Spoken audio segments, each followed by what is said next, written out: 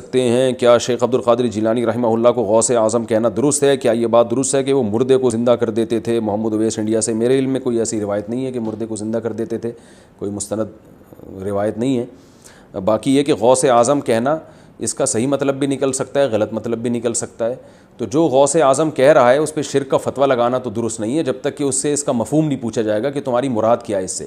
لیکن اتنی بات ہے کہ اس زمانے میں جب ان کو لوگ ان سے مددیں بھی مانگ رہے ہیں، حاجتیں بھی مانگ رہے ہیں اور شرک بھی کر رہے ہیں، تو ایسا لفظ استعمال کرنا جس سے شرک کی تائید ہوتی ہو وہ بہرحال جائز نہیں ہوگا۔ تو ایک عیسائی مسلمان دونوں جھگڑا کر رہے ہیں، غوث اعظم گزر رہے ہیں، جھگڑا ہو رہا ہے۔ عیسائی مسلمان سے کہتا ہے ہمارے نبی عیسیٰ علیہ السلام نے مردے زندہ کیے، تمہارے نبی نے بھی کو کیا تو بتاؤ۔ مسلمان پڑھا ہوا نہیں تھا، حالانکہ نبی پاک نے بڑے مردے زندہ کیے، پڑھا نہیں تھا، بتا نہ سکا۔ غوث اعظم کے کان میں آواز گئی تو جا کے عیسائی کا بازو پکڑ کے جھنجھوڑا، فرمانے لگے کیا کہا تم نے؟ میرے مصطفیٰ نے مردہ زندہ کیا تو بتاؤں؟ فرمایا تو نبی پاک کی چھوڑ، میں غلاموں کا غلام ہوں، میں غلاموں کا غلام ہوں، مجھے بتا کون سا مردہ زندہ کرنا ہے۔ تو چھوڑ حضور کی بات نہ کر، میں غلاموں کا غلام ہوں، مجھے بتا کون سا مردہ زندہ کرنا ہے۔ پرانی قبر پہ لے گیا، کہنے لگا جی اگر نہ ہوا تو؟ غوث اعظم فرمانے لگے جو تو کہے گا وہ میں کروں گا۔ تو کہنے لگے اگر ہو گیا تو؟ تو غوث اعظم کہنے لگے نہ میرے خانقاہ پہ جھاڑو دینا، نہ میرے برتن مانجنا، نہ میرے گھر کا سودا لانا، اگر زندہ ہو گیا تو بس میرے نبی کا کلمہ پڑھ جانا، بس میرے رسول کا کلمہ پڑھ جانا۔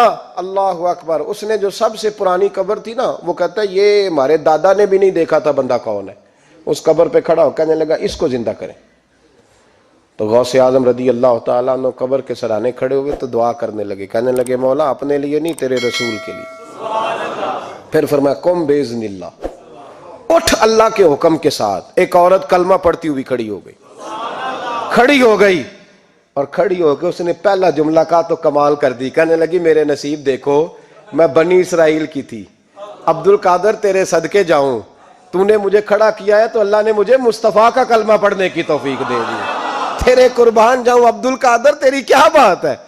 اب وہ بندہ دوڑ دوڑ کے غوث اعظم کے قدموں میں آیا، فرمانے لگے نا کلمہ میرے مصطفیٰ کا پڑھنا ہے، حضور کا غلام بننا ہے۔ او بھائیو، حضرت شیخ عبد القادر جیلانی، حضور غوث اعظم رضی اللہ تعالیٰ عنہ، معمولی بات نہ سمجھنا، حضور غوث اعظم رضی اللہ تعالیٰ عنہ فرماتے ہیں میں قدم نہ لگاؤں تو اللہ ولایت ہی نہ دے، میں قدم نہ لگاؤں تو اللہ ولایت نہ